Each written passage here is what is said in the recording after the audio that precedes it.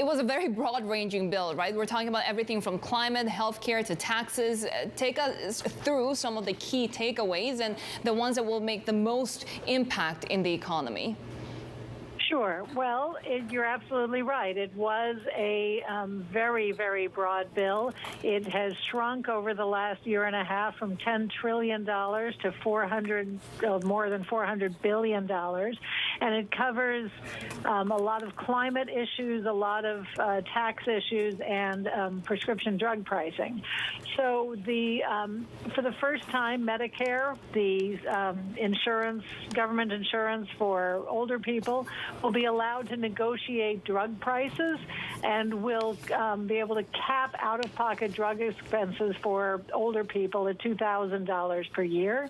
It ends a lot of limits on the tax credit for electric vehicle purchases. There will be a 15% corporate minimum tax on large firms, a 1% excise tax on the value of stock buybacks, and an $80 billion boost to the Internal Revenue Service.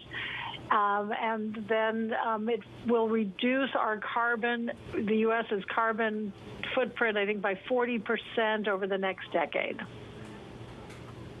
There are a couple of things that the bill doesn't address, that 15% global minimum tax deal that we know Secretary Yellen wanted, as well as the $10,000 cap on state and local tax deductions. Are these going to be proposed separately? Is that considered sort of a loss for the Democrats in having this passed?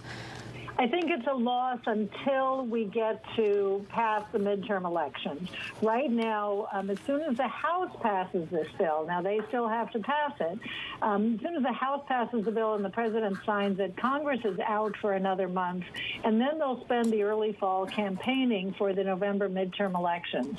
If Democrats hold on to the House, they can readdress some of these issues.